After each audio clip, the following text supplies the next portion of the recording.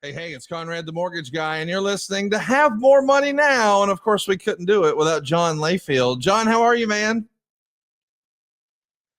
You're muted, bud. Well, it got Dave Silva hates me, so he muted me, made me look stupid, is what he did. He's been against me ever since because we're both Texans. There's like the little Texas heat going on. It's all about him. So listen, you guys are like, instead of the Harlem Heat, y'all are the Texas Heat. Are you big heat and he's little heat? How does that work? Exactly. Of course, he's not that little. We're both pretty big, so we both got big heat. Oh, I wouldn't call you pretty big. Let's go with extra medium. We are excited to be with you here today. And as we used to say, I want a medium shirt. Just put a large tag on it. I like that. Make my arms look good. I used to resemble that remark about 8th grade. Hey, let's talk a little bit about what's going on in the world today. I'm pretty excited because a couple of weeks ago, we had our very first guest. We've got not one, but two guests today, and we're going to be talking about something near and dear to wrestling fans' hearts. We're going to be talking about wrestling collectibles. But before we get there, I do want to briefly talk about, what's going on. Last week, you gave us some insight as to best practices when America was at war, like what to consider and what not to consider with the financial markets. Of course, over the weekend, I think there was a lot of panic about the price of oil and gas, but it feels like that's on the move even right now. What are you seeing now, and what do you expect, John? Yeah, last week I was talking about the fact the Strait of Hormuz, which is about a 21 to 24 mile wide strait there. There's not you can't really close it. There's not like a door there. It's just where a choke point of the Persian Gulf. It's where 20% of the oil of the world flows through. And Iran has always threatened in any type of conflict to shut down the Strait of Hormuz. Easier said than done. America has said that we may take over the Strait of Hormuz. Easier said than done. They've been planting mines in it. They actually did hit a cargo freighter. Here's the problem. President Trump said that they were going to escort ships through the Strait of Hormuz, which is a great idea. They're also going to back insurance companies that will send oil tankers through the Strait of Hormuz. Another good idea. Here's the problem. It's not working. And the reason it's not working is if you're a company and you're a CEO, forget about the fact that this oil is insured. You have real people's lives on this ship. You're not a general. You're not a colonel. You're not in war. You're sending people through something that is potentially dangerous, even though you'll have a carrier that is going through there to escort you through the Strait of Hormuz. If something happens, your career is tarnished for the rest of your life. And what we found is that there's no one willing to go first. And don't blame them. I mean, you're taking a huge risk of people that are just civilians that just work in the oil field or the oil infrastructure areas, and we're not seeing it. And so because of that, we're seeing a lot of companies say we're taking out the strategic reserves, which is a complete Band-Aid to be put on this. We have some real issues right now with oil prices, and that's one reason that they're going so much higher is because we've realized that the Strait of Hormuz choke point is a real deal, and there's not an easy solution. Because even if you say we're going to take care of you, you're a private company, and you're sending people's lives through this ship. If one random rocket comes through and hits your ship, you're sunk. You're sunk as a career for doing this. People want to talk about how stupid you were. It's hard to recover from this. So we got some real issues with oil around the world right now. I do want to ask you, what you see or how you see this could affect anything else. As we're recording on Wednesday morning, the inflation report has just come out, and it looks like on a monthly basis, prices rose 0.3% in February. That's up from 0.2% in January. But overall, I think most people would agree that inflation is kind of unchanged at 2.5% or 2.4%. So there's no major news one way or another with regard to inflation. But is there a negative effect or something that our listeners who may be on the fence or they are heavily invested, do they need to do anything with regard to the changes that are happening today, whether it's Iran or anywhere else? Not really. And inflation is more looking in the rearview mirror. So it's looking about what has been in the past, not what's occurring right now. There's a real issue right now with planting season coming up with the farms. With fertilizer, getting fuel, because it's not going to come through the Strait of Hormuz. It's got to come through somewhere else. So you could see some real inflation. You could see some real food inflation because if this fertilizer, they are not able to get the fossil fuels they need to make this stuff, or at least it's hampered because of it. You could see some real inflation that's coming. I don't think that's probably going to happen, but it's certainly a real possibility. As far as what people should do, I've said last week, when missiles fly, you buy, and that's been a tradition that for in any type of conflict around the world, I don't think that changes here. I don't think there's an easy out in Iran. I think we're going to have some real issues, but I think you're going to see several things that happen. I think you're going to see oil prices are going to stay probably fairly high. The oil majors, I like ExxonMobil, I like Chevron. I don't own either one right now, but I'd buy both right now. I think both be a terrific buys long term. And things like uranium, the uranium stockpiles are so short around the world that you have some real issues with fossil fuels and with all types of different fuels like this. And you're buying stuff like this, I think are pretty good buys. We've seen that fuel is up around 11%. We've also seen that over the last week or so, the S&P is down 2.9%. So I don't know that there's necessarily a major reason for calls or panic, but I appreciate that you're having the white knuckle advice be the standard here on the show. Let's just ride it out. But you've often said here on the program, hey, I'm not trying to be political, but these things do affect, our income and certainly our asset investment. So I want to ask you, as I look at Polymarket and I'm asking, hey, which party will win the House in 2026? 85% of the money is coming in on the Democratic Party. Is that anything to keep, in mind as you make a long-term investment strategy? You're basically telling us what to look for or not look for when the bombs are flying, but with regard to a change that we may be seeing, coming this November, is that going to change your investment strategy at all just yet, John? No, not yet. And especially because leading up to the midterms, the only chance that President Trump has of being someone that is not a lame duck, that is basically gone, because if he gets killed in the midterms, which is likely to happen, that's 85%. I mean, I completely agree with that. Presidents get killed in the midterms no matter what. But I think that President Trump, because he's not running for another term after this, at least we don't think. And because of that, he's probably going to get killed in the midterms. He's going to do everything he can, because if he's killed in the midterms, his agenda stops that second. I mean, you're going to have indictments, you're going to have impeachments, you're going to have all kinds of things. Typical politics. Again, we're not talking politics. The other side does it just like the Democrats will do if they get in power as well. But you're going to see a lot of things happen between now and then. So you're going to see rebate checks. You're going to see, President Trump floated the fact that you might take some of this tariff money, which is now different money. It's not being called tariffs anymore. It's going to be called something else, even though it's tariffs. Be given as a refund to consumers. You're going to see a lot of stimulus between now and the midterms. Now's, I think, is still a pretty good time to buy on dips. And to be clear, John, when he says the president's going to get killed, I hate that we have to clarify, given everything. Oh my goodness, yeah, certainly, yeah. He doesn't mean literally. Yeah. I should have used different nomenclature. So that's not good wording. I'm saying getting killed politically, certainly not. And I hope that he nor anybody else has any type of attempts on them. I knew what you meant, but it is crazy in 2026. We have to clarify. Oh my God, it's nuts. Yeah. Crazy. Yeah. There's so many freaking nut cases going on around here. The stuff that happens up in New York. I mean, it's crazy what's going on in the world right now. People are nuts. Hey, speaking of nuts, I think a lot of people feel like they may be nuts trying to invest right now. And I saw something that it made me laugh, and I thought I've got to ask JBL about this. Of course, I'm talking about a report from Jim Cramer. I don't know if you saw this, but it came out yesterday. And this quote in particular made me happy. Jim Cramer says it's quote unquote just impossible to make money today. John, is it impossible to make money right now in the stock market? Yeah, it is impossible to make money right now in the stock market if you listen to Jim Cramer.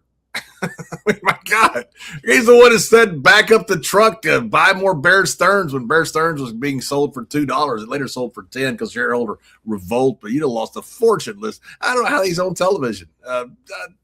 Yeah, Jim Cramer to me is how he's on television. I have absolutely no idea. There's a lot of ways to make money. We don't have any uranium in the world. All these AI centers have got to have copper. Oil prices are going to be high. There's a lot of incredible things going on in the world right now. Who knows? He's a buffoon. Hey, there is another report that I want to ask you about that came across my desk that I thought, man, this is fascinating. I can't wait to ask John about this. It's not exactly good news, but it's in regard to 401ks here in America. And there was a report that came out this week that said Americans are now taking more hardship withdrawals from their 401k retirement accounts than at any time in history Now you have kind of given the old Ronco approach to investing. You've told all of our listeners, hey, max out your 401k, certainly do it if you're getting any sort of match, and just sort of set it and forget it, I think is what they used to say about the Ronco device. So I'm curious, like when you read this report that more Americans are making withdrawals from their 401k than at any other time in history. That includes 2008, by the way. How does that strike you? It strikes me as worrisome because the people need money. And that's worrisome, very worrisome. You're seeing the same thing with second mortgages from older people. They're not downsizing their homes because they're using the homes to use as second mortgages because they need money. A lot of it's healthcare costs. I mean, healthcare costs are so freaking outrageous, especially for older people. That's what a lot of this basis is from, is these 401ks, about second mortgages, things like that, because people just simply have bills to pay. And that's worrisome. I don't know what we're going to do about healthcare in this country, but I mean, our healthcare system, the insurance system, beyond sucks. It's just criminal what they do so many times. Not all the time, but a lot of times. I mean, it is. I mean, it's a horrible system. And a lot of this that is going on is because of healthcare, and something about that needs to be fixed. Except it's hard to be fixed when you got half of your Congress in your pocket, which like healthcare does. Hey, I do want to ask you, with regard to pulling money out of a 401k, I got to tell you, I think that might be near the top of the list out of the book of bad ideas. Yes. First of all, that is going to become a taxable event, and you're going to have to pay taxes on that right up front, right, John? That's right. Yeah, you want to be able to limit your taxes as much as possible. If you're taking a tax event, I mean, it depends on your income at the time. That's one of the reasons you want to take money out of your 401k after you've retired, because your income is so much further down, or at least reportable income is down because it's measured differently, that you don't have to pay as much tax. But if you're taking that while you're still working, especially, I agree with you. It's a really bad idea. Now, people may not have an option. People may just need the money, and I understand that. And if you do, thank goodness you got it. But just remember, you're going to pay a huge amount of that percentage in taxes. But that's not the only cost. You also have the opportunity cost. I mean, you've told us about the miracle of compounding interest. And the only way you really ever have a shot at growing your 401k is not by contributing whatever out of your paycheck right now. That's how it gets started. But it would almost be like, as we say in the South here, hey, those biscuits got cooked in the squat. I mean, you couldn't go harvest your crops just before they're ripe. Like you wouldn't say, well, let's just go dig it up and see what we can eat today. That was not the original intent when it went in, and it's going to cost you the opportunity cost long-term of that potential upside, right? Yeah, that's right. I just had a friend call me and ask me about an investment, an annuity that he was trying to get into, and he's going to put $1 million into it, and he was going to get a certain amount back per year. And his brother is a broker, and he said, hey, you understand in 10 years, you could triple this money. And he called me to ask me, he goes, is that right? And I said, well, no, there's nothing guaranteed. His brother wasn't saying that either. But if you have the average return of the S&P plus dividends at 11%, that money does triple in 10 years. $1 million be $3 million. You put it in the S&P, you make 11%.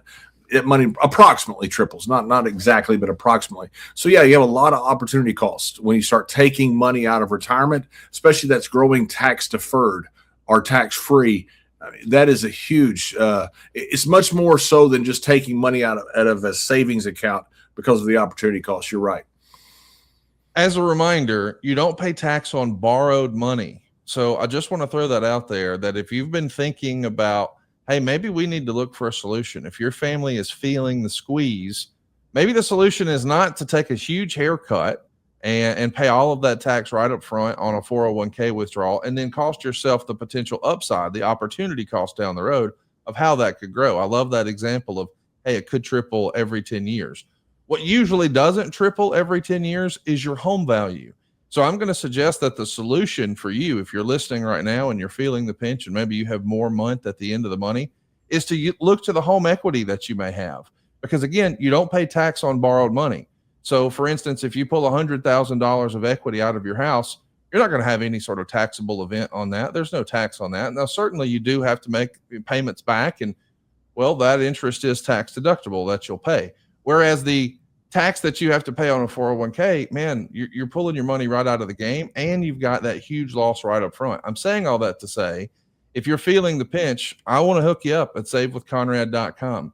You don't need perfect credit or money out of your pocket to do this. But as a rule of thumb, your house is probably worth more than what you paid for it. There's probably equity there. So the solution to your financial cash crunch in your house may have been hiding in your house this entire time, not in your attic, not in your junk drawer, not in the basement, but in the equity in your house.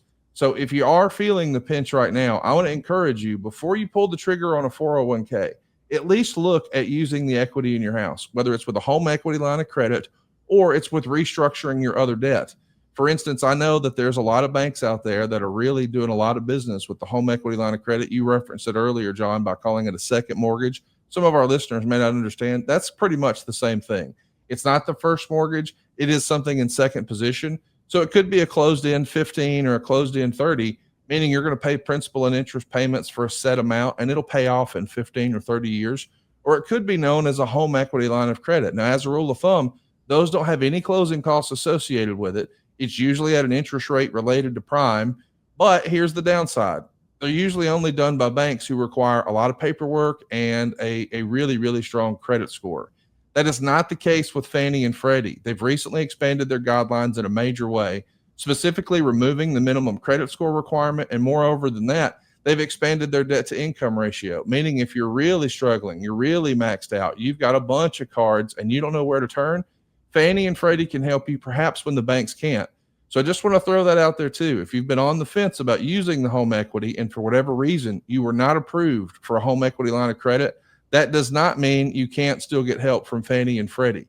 Restructuring the first mortgage, including all your other debt, gets you a much better payment and allows you to go ahead and pay down the mortgage faster. Again, I think John and I agree. Hey, the only good debt is no debt. Like the only good mortgage is no mortgage. As a practical rule of thumb, I want you to own your house free and clear. I think that's the American dream. But how do we get there? With good, smart financial advice. And we're trying to do what we can to help you in your specific scenario at savewithconrad.com. So be sure to check us out there.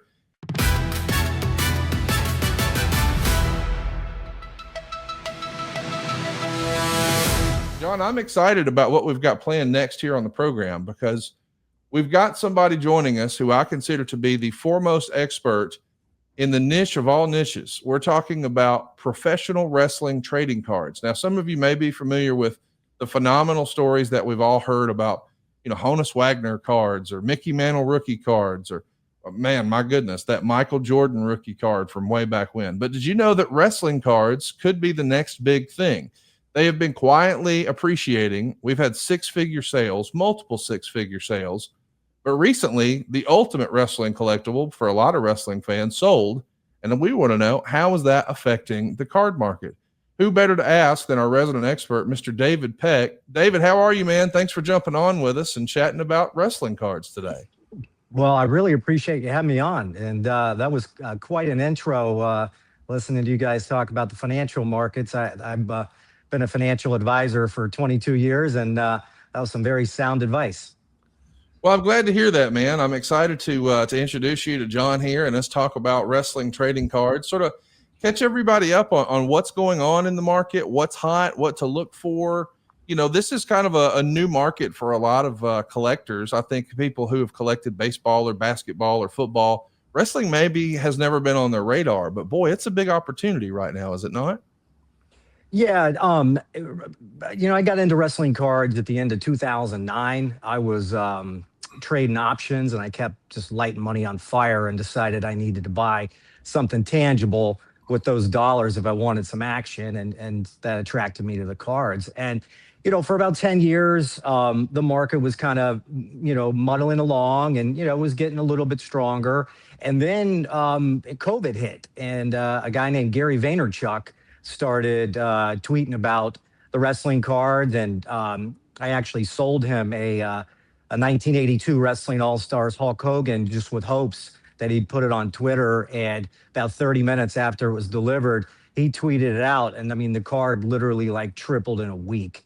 So in 2022, Panini started releasing a number of products, and then Topps got the license in 25. And so what's been happening is, as they put out these new releases, it's giving collectors, just like sports cards, the opportunity to kind of speculate on the newer stars. And so an example like Tiffany Stratton has been a rising star in wrestling, and her cards have been really on fire the last couple of years. And the formula is so different than it used to be. The card manufacturers now limit certain cards in the sets. I started collecting baseball cards in 1985, and a Topps Dwight Gooden, it was the same card. Everybody just was chasing the same copy. Maybe one was nicer than the next.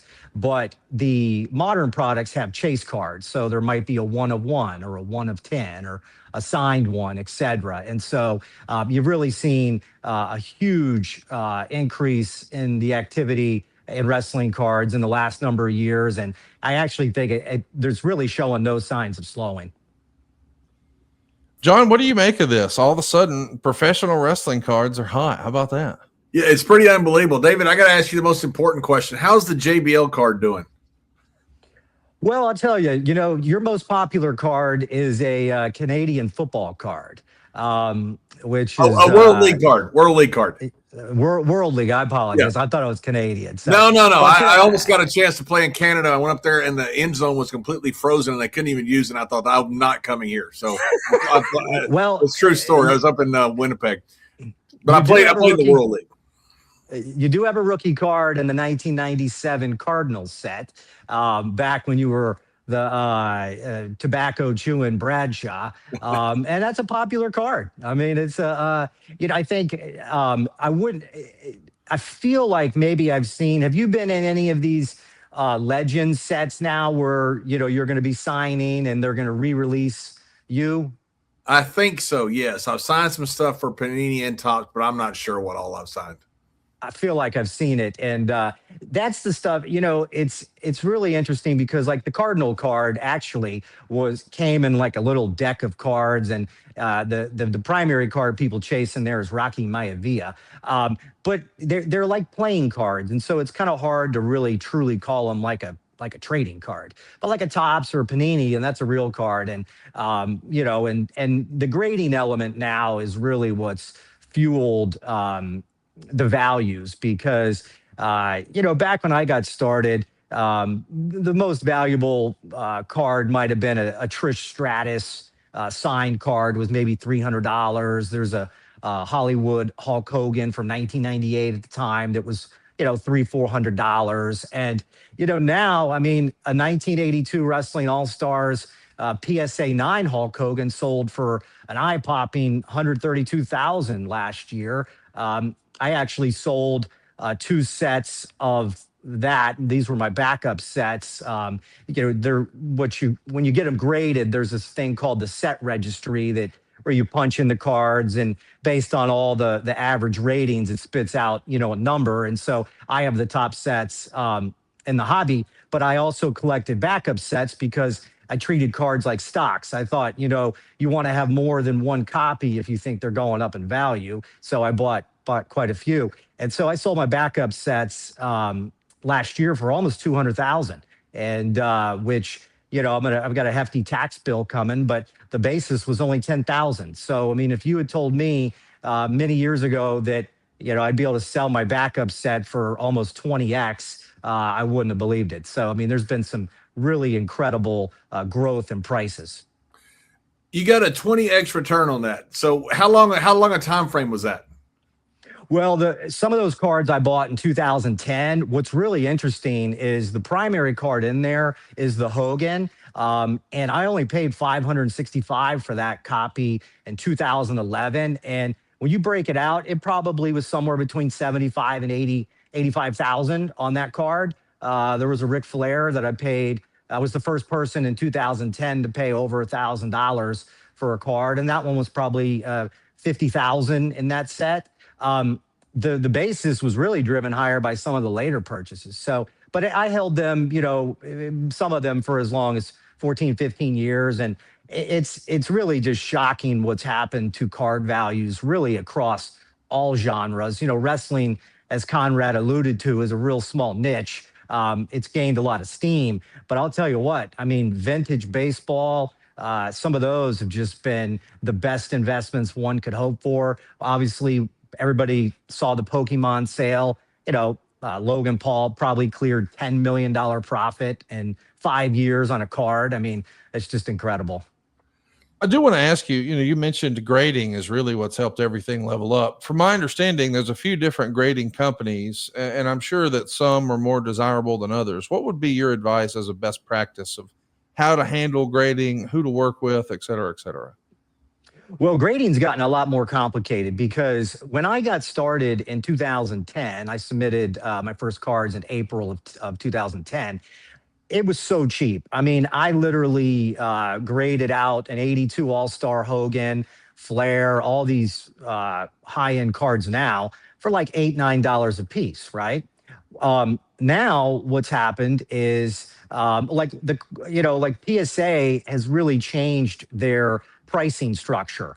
And its entry level grading is, $23 now.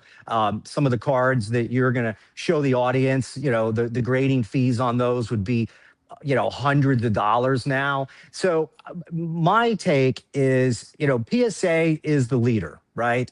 I early on realized that in 2010, they had beat BGS. They had captured 80% market share on new submissions. They had the best branding. And I figured if my wrestling cards ever have a shot to do anything, it needs to be with PSA.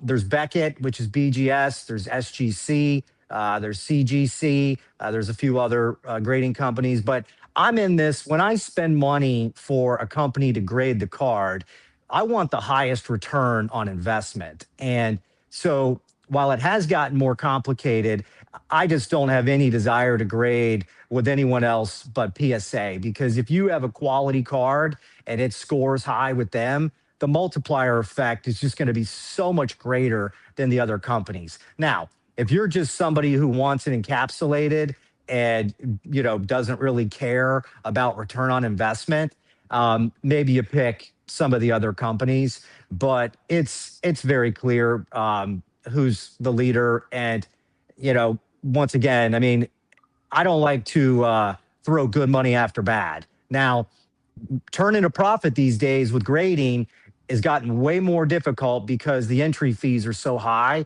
But it's what you have to do if you want to catapult the value. So you just need to try to learn to pre-grade, or if you don't know how to do that, there's people out there that'll look folks' cards over. It's also gotten easier. PSA has teamed up with GameStop, so you can go to a GameStop location and they can submit the cards for you. But I'm a PSA guy all the way. Is there value to be found on eBay right now? I mean, I know that there's a lot of people who immediately think, oh, well, I'm going to get in the wrestling cards, I'm going to go to eBay.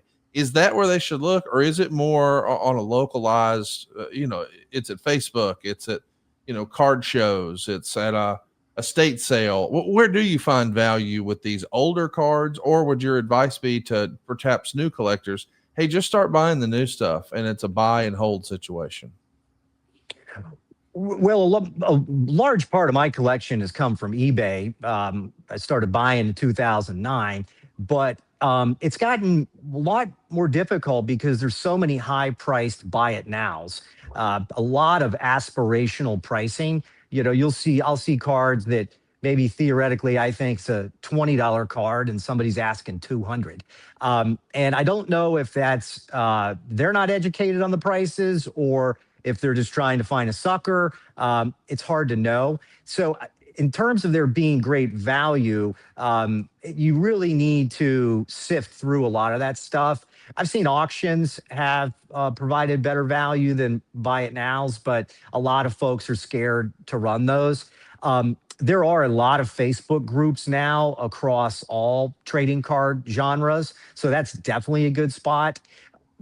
Card shops used to be very sparse, but because of the new products, they're very tied into offering those. So I think my approach is always, you just need to be looking. I'm always hunting. Unfortunately, in recent years, I haven't really been able to buy a lot because I've got already so many cards, and I don't want to buy at maybe a price I'm not comfortable with. Really, where I grew a lot of my collection was opening boxes and opening sets. I think if you're prospecting for graded cards, you and I had messaged some time back. I'm almost positive you've got an 85 OP cheat, the Series 1 product with the Hulk Hogan. I do. That's a tremendous box. I mean, that's something most people probably would leave sealed because it definitely has great value sealed as a untapped potential gold mine. But the Hogan, for example, there's only four PSA 10s of the Hogan, and there hasn't been a sale in a number of years. I mean, I would probably estimate that card is 25,000 plus in a PSA 10. So the higher that number goes, it's generally going to drag the unopened boxes with it because of the potential contents inside. But that's the place where if you're grading, buying raw cards off eBay is at this stage is not probably your best route because a lot of that stuff's been picked over. The reason they're selling it in most cases is because they don't think it's going to grade higher than a 7 or an 8. Whereas if you open a sealed product, you're getting untouched merchandise. But that said, and then the new products, most of that stuff comes out of the pack in really solid shape, right? And then that, a lot of those cards, it's kind of a 10 or bust. So, ripping new packs is a great route because one, it's fun, and two, I mean, people, you see it all the time. Somebody's scoring some kind of super fractor or a beautiful signed card. So I think I'd be looking, keep your eyes open, look everywhere, and just try to educate yourself. This is the card market in general. There's a lot of like I have more information than you type stuff, right? And so you need to be do a lot of your own research because you can get taken if somebody's unscrupulous. David, I think that he had old friends of Honus Wagner back in the day, and he told him, said, one day my card's going to be worth millions of dollars back around 1908 or whenever he was leading the world in home runs. People would think that was crazy. I would think it was crazy back 30 years ago if I'm sitting there when these cards first came out, that these cards would ever be worth anything. Basically, the gum in the pack was the thing that was the most valuable thing that we thought was probably going to be worth something. All of a sudden now they've got this entire emerging market. Is this it seems like it's one of two things. It's either the new world, which it may feel like, the Pokemon and all the collectibles that are out there, or it's a bubble. Which do you think it is? I think it's a little bit of both. We need to differentiate, so I'm real active in the stock market, right? And you can have a rising market. Like we've seen a lot of rotation in the last couple months where the beaten down energy stocks have moved and some of the high flying AI stocks have corrected, right? But yet the market averages really haven't fallen a lot. Well, the card market is very similar to the stock market in the sense that there's different degrees of risk in different types of cards. So a 52 Topps Mickey Mantle is a blue chip, right? That's the Coca-Cola. It's slow but steady, and it's going to be there. On the flip side, the Pokemon cards, I mean, you've seen these meteoric rises. Like there's a very, I'm not sure the name of the card, but there's like 40,000 PSA 10s and it's worth $3,000 right now.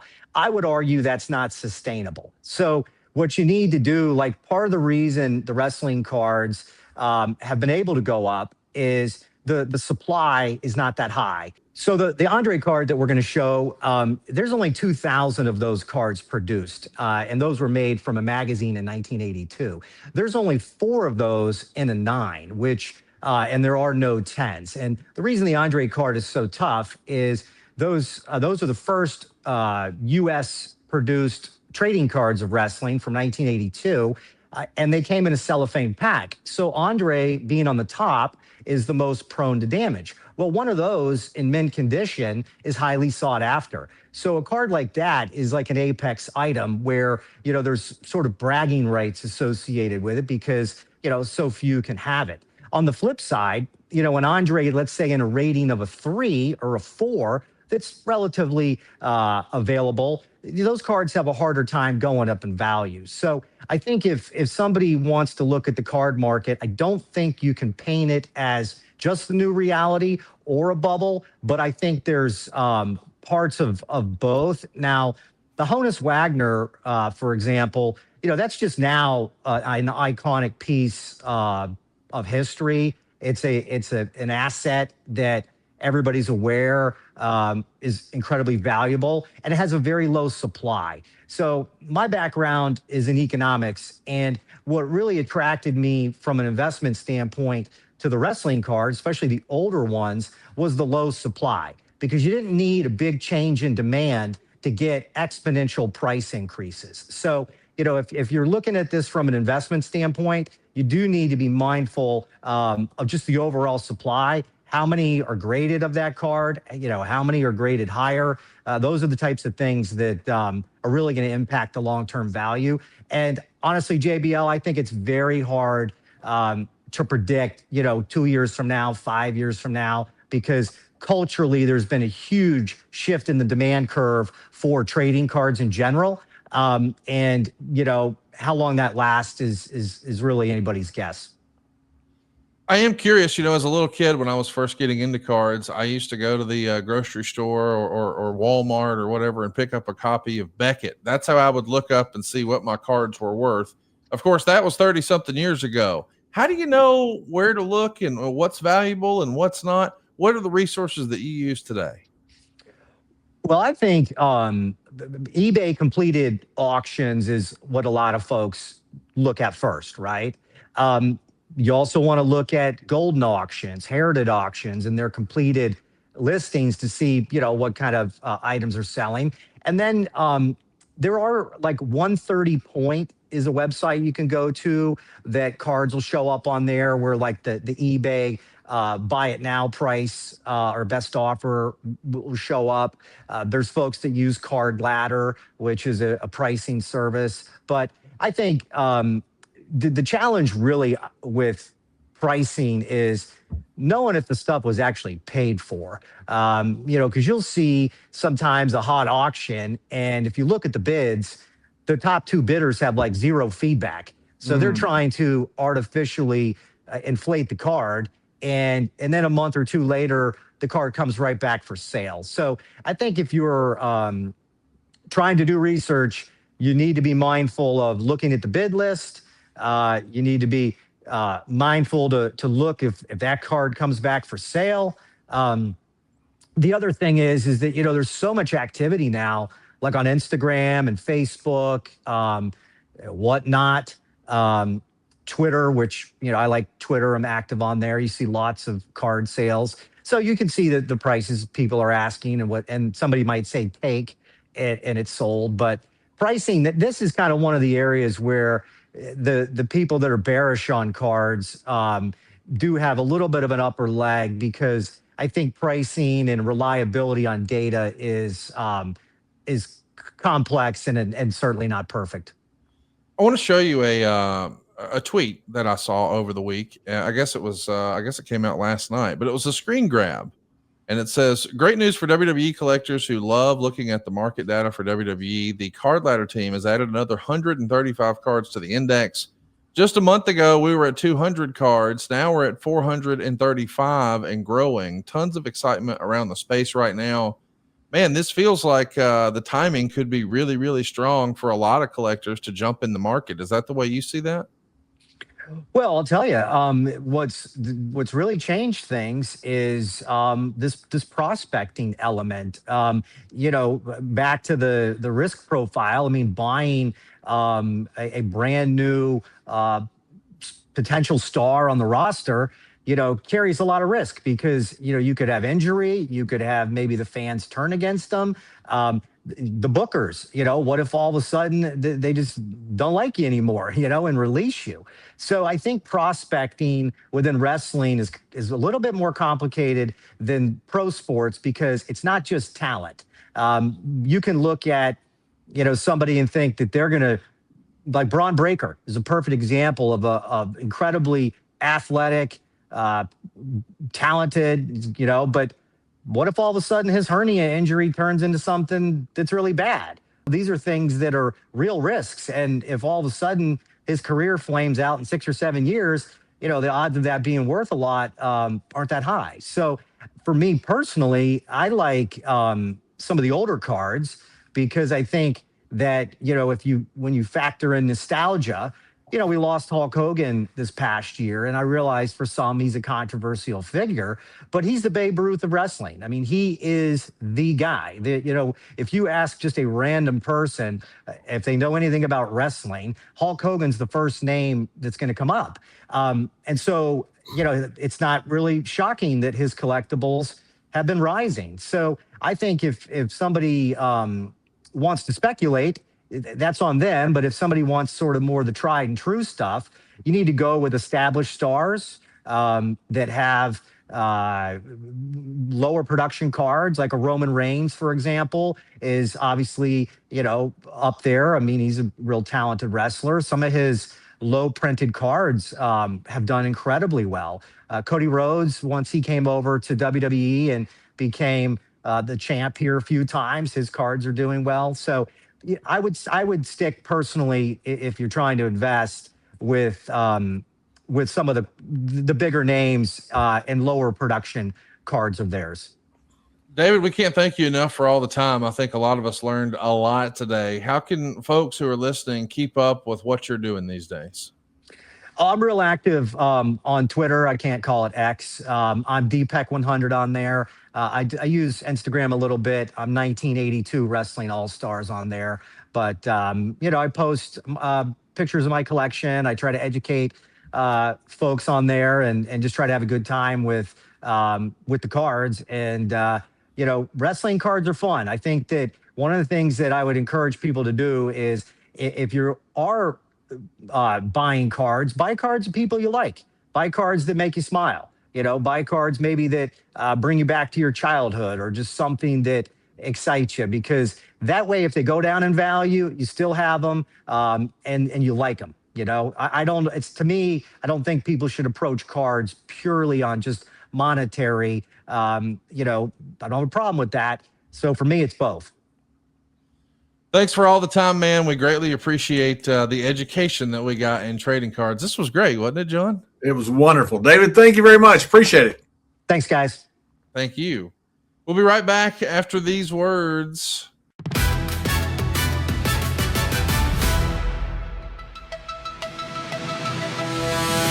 All right, welcome back into the show, man. I'm excited to keep this train rolling. John, we have perhaps saved the best for last. There's been a lot of chatter in the wrestling space and the collecting space about a pretty big time auction that ended just a couple of Sunday nights ago. Somehow, some way, a wrestling collectible has broached the $1 million mark. John, did you hear this? Hulk Hogan's boots from WrestleMania 1 sold for $1,037,000. Did you ever think you'd see that happen in your lifetime, John? Never. I never thought that'd be worth anything. I mean, back in the day, we'd sit there and, if we even thought that, hey, these boots that we're in are boots that Hogan was in, even though Hogan, is obviously one of the biggest stars, maybe the biggest star in the history of wrestling, were worth anything. I don't think anybody thought that would happen. This is crazy. It is crazy. And of course, the people who made it happen, as a reminder, this is a crazy story. Maybe you've missed it. A couple of years ago in 2023, these same boots, the exact same pair, sold through Golden for $66,000. Now, at the time, the only thing people could sort of attach it to was a poster. There was a famous poster from the mid 80s of Hulk Hogan. And people said, hey, these are his autographed boots. And this is the poster. And well, they sold for $66,000. I have to admit, I knew these were out there and I passed. Boy, did I make a mistake. It turns out that when the new buyer received these, he used a photo matching service, and they were able to say that, hey, there's some details that even the Hulkster himself didn't remember about these particular yellow boots. Now, some of our listeners may think, well, how could he not remember which set were his WrestleMania 1 boots? Well, the reality is he probably had dozens, if not 100 of these yellow pair of boots that he wore year in, year out, day in, day out, match after match. I mean, Ric Flair himself has said he's had hundreds of pairs of boots. Now, he's prone to exaggerate. Maybe that's an exaggeration, but he at least switched it up. With Hogan, by and large, for years and years, they were all yellow. So how could you keep them straight? He just knew, hey, I wrestled Andre the Giant in these, and he autographed the outside that way. It turns out these particular boots were photo matched to WrestleMania 1. Like, not just WrestleMania 1, but back then it was just called WrestleMania, the very first one. Who knew if there would ever be a WrestleMania 2 or what it would become? And what a photo Heritage used to showcase this. Not just Hulk Hogan wearing the boots in the center of the ring at WrestleMania in Madison Square Garden, but having his hand raised by Muhammad Ali. When you understood the provenance of those boots, man, what a bidding war that it created. They sold for more than $1 million. Here to talk to us about it, my friend and soon to be yours, Tony from Heritage Auctions. Tony, how are you, man? I am great today. Thanks for having me on, guys. Can't wait. Thanks for jumping on with us, man. I can't believe we're talking about wrestling collectibles. You know, when I think about Heritage Auctions, historically, I think about baseball or maybe basketball or football or golf, but it feels like all of a sudden there's renewed interest in pro wrestling even before the Hogan boot, but it's got to be crazy for you right now, right? It's unbelievable. There have been a lot of people asking, sending in inquiries to us with gear, match worn items, and that kind of thing. And it's developed so rapidly. I remember when we sold the Macho Man's robe from WrestleMania 2, the ring announcer Chet Kopic got it from him at the Rosemont Horizon, and we sold that for $5,400 about 10 years ago. Now today, that's worth $150,000 easily. So that just tells you how this has grown. It's unbelievable. The one thing on those Hogan boots that still shocks me is he wrote there, "That's my real MSG blood." And I don't think anybody put two and two together and realized, hey, MSG, Madison Square Garden, let's look up WrestleMania. So that's the one thing on those that still kind of shocks me, that he wrote that on there and nobody figured out that was from WrestleMania. But tremendous boots, great wear, not too much wear, because a lot of times these things would get worn and worn up to the point where there was nothing left really. And right. These are in great shape. And the whole thing is the photo match is what really took them over. Now, did we think it was going to be, over $1 million? No, I didn't. I don't think anybody could have thought that. But once you get in that rarefied air, the sky's the limit on some of this, on a lot of this stuff. And that being such a big moment in history, the first WrestleMania, because if that wouldn't have gone off well, it might have died. Who knows what could have happened after that. It's interesting to think about how the significance of one, because it obviously Hulk Hogan ring-worn boots are going to be valuable to any collector. But just like we were talking about earlier, the difference in a card grading being a 7 versus a 10, boy, the delta there is just incredible. Well, Hulk Hogan had dozens of matches wearing yellow boots in Madison Square Garden, and it would be cool to own any of them. But what adds that extra oomph, a huge multiple, is that it was from the first WrestleMania. I don't think it can be overstated that the photo matching piece is critical, because it's not just who wore it. It's what events or moments you can associate this item with. Is that correct? Exactly. And any of those historic items, they just carry so much value. The WrestleManias, those pay-per-views, those really special events. And I mean, that was the moment wrestling really took off and became mainstream during WrestleMania 1. And obviously after he slammed the Giant in WrestleMania 3, but those really signature moments, it's hard to put a price on that, to be honest with you. And, and we're starting to see that, we're starting to see, these guys didn't wear one pair and then get rid of them. They wore them for months on end. JBL can talk about that, I'm sure, as well as anybody, that they wore these things for a long time. And for so many wrestlers, Hogan wore yellow tights, yellow boots. So there wasn't a lot of flair in them until, Ric Flair and the Macho Man, some of those guys really took it over the top.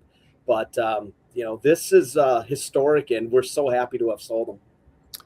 Tony, why was the quantum leap in price? What happened? Was it a different bidder? Was it a different consortium of bidders or a group of bidders? Why did the price jump so much for these boots? I understand what they are, but you look at what the average prices of famous things are. This thing took a quantum leap. Why did it take a quantum leap? I think what's happened is it's become more and more mainstream now. Wrestling collectibles, it's not just fans anymore. Now it's people speculating, it's people, people investing. And wrestling, I think for a long time has been, should have gotten much more love than it has gotten. And now when you get to that 300, 400,000, you're getting guys with money that they'll spend whatever it takes to get it. Obviously, Logan Paul posted that he was bidding on these as well. And a lot of times now it's not just collectors anymore. Now it's guys that if they want it, they're going to pay whatever it takes to get it. And on some of these historical items, it's hard to put down a price on them because they're just so, they're literally the only known pair from that event. So I think that's why it really jumped up is, it's a rarefied air. And when you get to that level, guys will pay anything to get them because they want to have them. It's such a signature piece.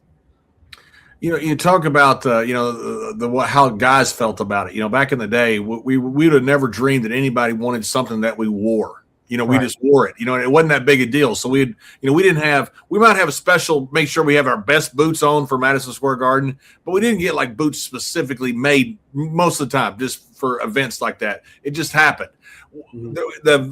Is there a holy grail out there that's still out there, or maybe two or three? You look at the Honus Wagner card, look at Mickey Mantle cards in baseball. Is there something in wrestling out there that's the holy grail for you? I would say the boots from WrestleMania 3 for Hogan would be the top of the top. I would also say, and I would say Andre the Giant's boots would be another one. I mean, there's not a lot of Andre stuff out there. I believe there's the museum in North Carolina that's got where he lived in Ellerbe. They've got some of his items. I would say Andre and Hogan are the two that are far and away the ones that could move the radar. I would say Hogan's WrestleMania 3 boots because, trunks are cool and everything, but boots would be the holy grail in my opinion, because that was the moment it just exploded when he slammed Andre. We've seen 3 sets of Hogan sales this year so far. We know our personal friend Jerry Briscoe set what we felt like was going to be a record with a 6-figure sale with the WrestleMania boots. And then almost immediately behind that, a single boot that had been on eBay for seemingly forever years ago sold with this renewed interest based on the Jerry Briscoe WrestleMania 9 sale. This was a single boot from WrestleMania 18 versus The Rock. It went even higher, I think 146,000. But this is a multiple of that, this WrestleMania sale for $1,030,000 and change. So I do want to ask, do you believe, and I don't know what you can or can't reveal, and I certainly want to be respectful for that. I've always felt like for this to be $1 million sale like that, there has to be a business component like that to have like a 6 or 7 multiple at that point. It does feel like there's some business behind it. Is the potential buyer of this Fanatics or WWE or TKO, or do you think Deep Pockets for the first time are entering the wrestling space? It's a collector. It's a collector. It's a major collector, and he's got a great collection. Obviously, he's got a amazing collection, but I think he wants to own the best of the best. And if you have a great collection and you don't have these boots, it's a step below. And to have the best of the best, it was a guy who really stepped up to the plate. That's fascinating. Yeah. Because I know it's happened a lot with some of the baseball cards and some of the game worn jerseys where it's a company that wants to make a huge splash, but there's still guys out there that will open up their pocketbooks to acquire something like this. And I'm just glad that wrestling is starting to get on the map a little more than it ever has been before, and that people are starting to realize that this stuff is, a lot of it's one of one, and a lot of it is really collectible. And I think you're going to see the values across the board go up too because of this sale. Yeah, that's what's so exciting to me as a collector myself, is the talk is always, hey, what is the comp? Now, normally in my mortgage business, I'm talking about comparable sales for what have houses like yours, near yours, sold for in the last 6 or 12 months.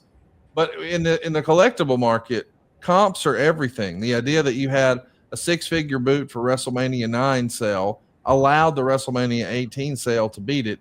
Now we've got a new high mark at $1 million for the WrestleMania 1 boots. You think perhaps the only thing that could beat that would be the Hogan boots from WrestleMania 3. I totally agree. The WrestleMania 3 boots, of all the Hogan boots, that would be the pair to have.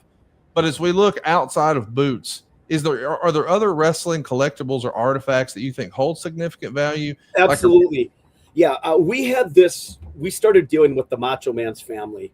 And when we first started dealing with them, our big question was, at the time, wrestling gear hadn't sold for huge, huge numbers. So that was what we were up against in the beginning of this about 3 years ago now. And I think as far as what's going to hold value is going to be the ring-worn gear.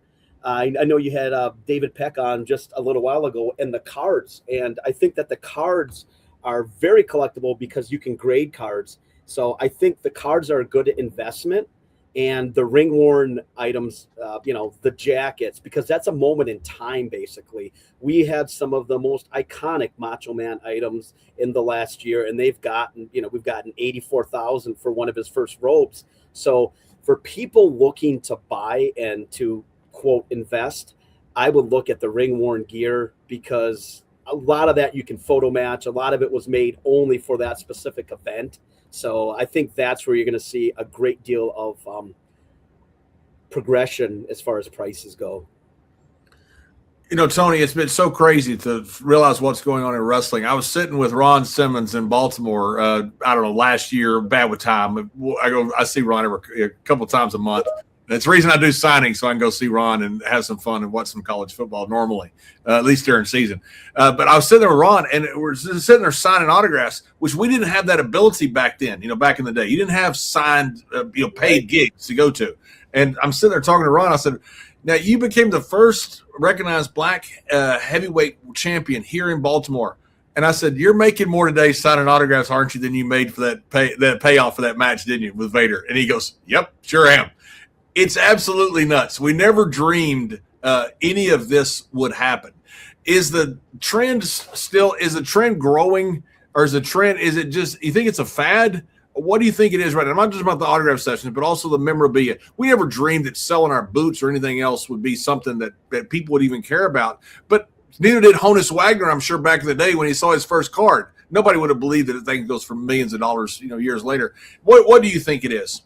I think a lot of it's supply and demand. On the boots, on the gear, there's not a huge supply of it. People are starting to understand that now, that it's not like baseball now or basketball where they wear literally one jersey a game and they can switch it out. With this gear, it is so much more limited. You mentioned autographs, and we've had record prices for Andre the Giant autographs. Back from the Jean Ferret days, we just sold a Jean Ferret signed 8x10 for $15,000. And we've consistently hit 10,000 for Andre signed 8x10s, because let's be honest, after 86, after his back surgery, he didn't do a lot of autograph signings. He didn't sign a lot. He kind of wanted to avoid the whole public at that time. And his autograph is incredibly hard to find. Bruiser Brody's another one. I'm a collector.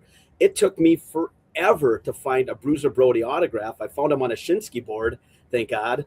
But, a lot of it's supply and demand. Some of these guys died very early. Like you look at like Ravishing Rick Rude, Mr. Perfect. To find them on an 8x10 is not that easy to find. I mean, it wasn't like they were just signing, and a lot of them were still in character when they weren't wrestling. So there's a lot of pitfalls, a lot of tough autographs to find, and a lot of people are collecting. I know David was talking about the 82-83 All-Star Series. There's a lot of guys collecting autographs on those cards. And there's some guys that are virtually impossible. Obviously, the biggest one being Gino Hernandez, where people, they didn't make a lot of those cards.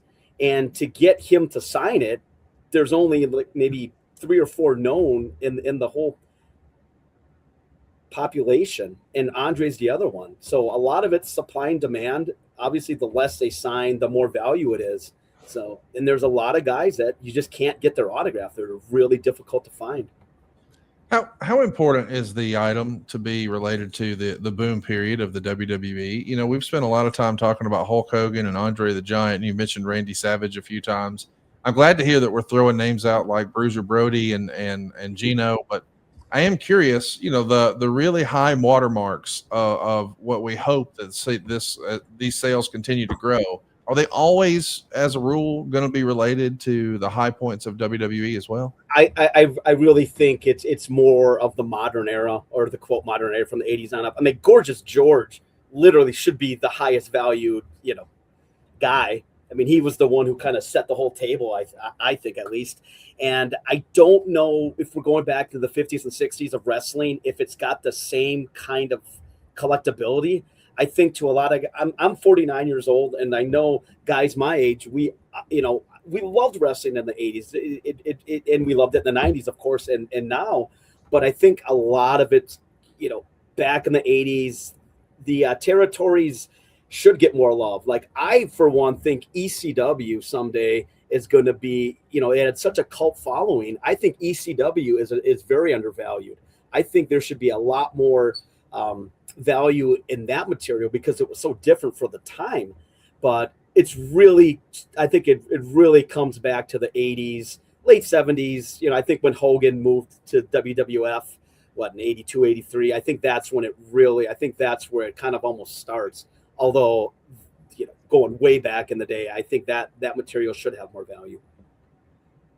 I do want to ask one final question that I've got just as a collector. There's always been a debate, because I think a lot of our listeners know that I'm a big belt collector, and I've collected a lot of belts through the years. And there's always been a discussion amongst belt collectors. Should you get the item signed or not? Great question. I know when it comes to like robes and things, a lot of guys have the inside of the robe autographed. I know on belts, as a best practice, I saw a lot of collectors having wrestlers autograph the back of the belt. But for display purposes, if the autograph is on the back, well, you'll never actually see the autograph. If you do have one of these ring-worn items, does it help or hurt to have that item autographed? That's a great question. Now, with the Macho Man stuff, I know for a fact what he did is he literally just went in, boom, boom, boom, signed everything. I'm a game-worn collector. I would rather not have it signed. But if you do have it signed, you're exactly right. Sign the inside of it, because you can put it on a mannequin, and if you can have the autograph, but I would rather not have it autographed or have it signed on the inside. That's just my, as a collector of game used jerseys, that's how I would rather have it done. And if you are going to have it signed on the inside, just so then you do have the autograph, and have them write match worn if they're comfortable doing that. Now, I think you're going to have some representation at WrestleCon this year, and you guys have a big auction coming up in May, and then another in August. Tell us about these deals. Yeah, so we've got a big auction coming up in May, May 15th to the 17th, and we're going to have items at WrestleCon on display at the Heritage booth. I believe we're going to have some of the Macho Man stuff. We have some great Hogan boots coming up. We have his final WrestleMania against Vince McMahon. We have one of the boots with an airbrushed Hogan image that'll be coming up. We have a ring-worn shirt of Hogan that he ripped off in 1986, I believe, at a house show. So we're going to have a lot of wrestling. We're going to have a lot of cards. We're going to have photos. We're going to have tickets. We're going to have everything. And we're going to be there the entire time at WrestleCon. My email is tonyg@ha.com. Phone number 214-409-1997. If you have any collectibles that you want to have at our booth, it's going to be a great display. And we're going to try to go the whole way through as well, not just have current guys or vintage guys. We want to try to have something for everything: cards, original photos, autographs.